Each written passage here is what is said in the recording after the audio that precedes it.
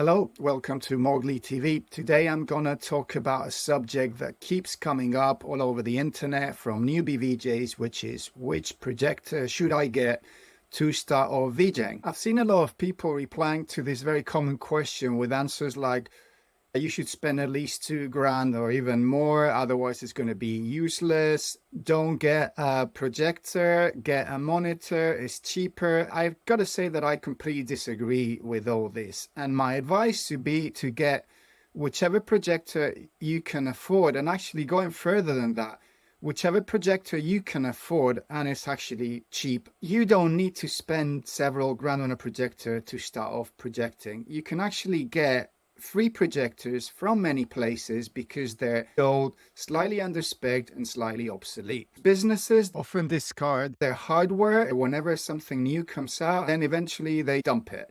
They either dispose of it through responsible means, but sometimes they just put them out on the street. I've actually found back in the day when everyone was swapping their CRT monitors for flat displays, stacks of CRT monitors just literally on the street. Personally, I've got quite a few projectors that I've got completely for free, which had plenty of life left in their bulbs, but they've been discarded because they didn't have HDMI input, for example. While it's not ideal to not have an HDMI input because it's the most common way of distributing video in this day and age, there's plenty of cheap adapters that you can get that will convert your signal from HDMI to whatever you need, whether it's VGA, DVI, or even composite video. Now, if you're getting a projector for nothing, this is really not a problem. Another thing I'll say is that more important than resolution is contrast ratio and the brightness, because that's what's going to make the image impactful. While it's true that a projector with under about 3000 lumens will not be able to compete with a full lighting rig in a club, it's also very unlikely that when you start off VJing, especially if you're using your own projector, you're going to be doing it in an environment that's got that kind of setup. Also, if you're starting off VJing and you're going the underground route of like raves and small clubs, then it's perfectly viable to use a smaller projector, especially if you're clever about how you set it up in relation to any other lighting fixtures that might be there. You can be very creative with this. You don't have to have a massive image going behind the DJ. You can actually focus on some of the architectural features of the space, for example, experiment with video mapping, or just make the most of whatever you've got. Creativity is a tool to be exploited in this case. It's not a matter of just going what you've seen everywhere. Try to be creative with it, try to do something new, and try to exploit the tools that you've actually got. In some instances, I've also seen people suggesting newbies to get an external monitor rather than getting a projector. While having a monitor is always handy for many reasons, a monitor is never going to teach you the things that a projector does, which are many. Firstly, you cannot do video mapping with a monitor. Any projector, however bad it is, will actually give you the chance to project around your home, on your toilet bowl if you want, on a self-made little cube. You don't have to go big. You can start doing video mapping on your desktop. Set up some objects and play about with this. This will teach you about using your different slices, masking, warping, distorting.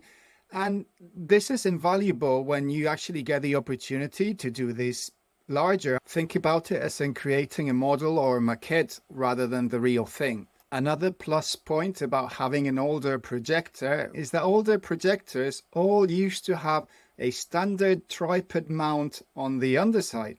I found this tripod mount to be extremely useful when you're doing video mapping, especially when you're just doing, like as I've said, like little things on your desktop or experimenting around your own home, because you can position the projector anywhere you like, you can angle it, you can be very accurate with exactly where you put the projector, which is a great asset. Nowadays, for some reason, they stopped putting the tripod mounts on them. When later on down the line, you get the chance to do these things large, you probably won't be using your own projector, which is something to bear in mind. When people say, oh, you need to spend a lot of money on a projector because the lighting in a club's going to drown it, all this kind of stuff.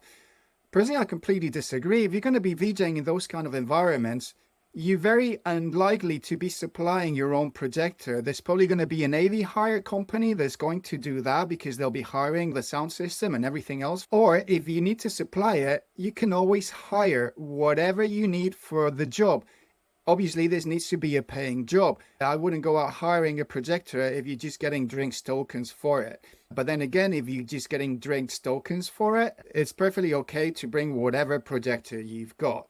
Another thing to note about having a projector when you start off VJing as opposed to just using an external monitor is something that's very rarely discussed, but often animation and graphics look and feel different when they are large. Obviously, if it's a really big projection and you're way away from it, the effect is going to be similar to watching this on your preview monitor. But if you're standing close up to a large image, the feel of the animation is going to be very different. The way you perceive it will be generally faster. There's also a lot to be said about how immersive things look, the feeling of perspective when you've got a lot of depth in your graphics. All this is affected by the size at which these things are presented. Having a projector allows you to see this. If you're producing your own content, it's not the same looking at your content on your laptop screen while you're making it as actually seeing it large. You might want to tweak a few things, and you'll just get a completely different feel, which will affect the way you compose and create your own material. Another thing to know if you're getting your first projector for learning how to VJ, I stress this is for learning how to VJ, I would stay away from short throw projectors. While they are really useful in some situations when you don't have much space to pull back so that you get the image size that you want, and it's easy to place them behind the DJ, for example, so that you've got an image that's not affected by the shadows and all this kind of thing.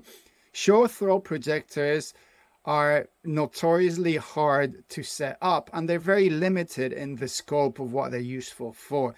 There's different kinds of them, but in my experience, most of them are only ever good for setting them up at a very fixed distance from the projection surface that you're trying to work on. And anything outside of that will be painful, if not impossible, to achieve. So if you're just getting a projector to start experimenting, don't do that. A short throw projector will be useless for experimenting with video mapping.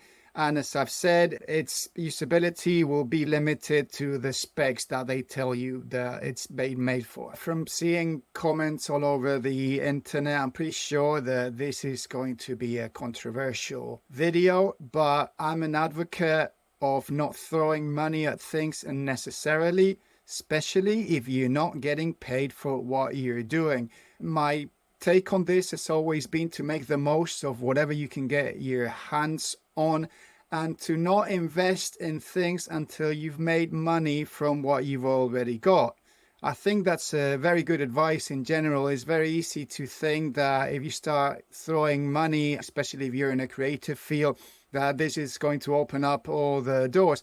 And while there might be some truth in certain areas, as in if you've got like 5K projectors, you'll be able to hire them out. But I'm saying this from the perspective of being a VJ, not of being an AV hire company, which there's nothing wrong with, but in my view, they're different things. So that's it for this video. Please like and subscribe, as it really helps my channel and it helps me to carry on doing all these videos. If you have any comments, please put them below. I'll be looking forward to seeing what you have to say about this matter, including people who will disagree with me. It's always good to have a debate about these things, so I'm looking forward to it. Hopefully, I'll see you next time.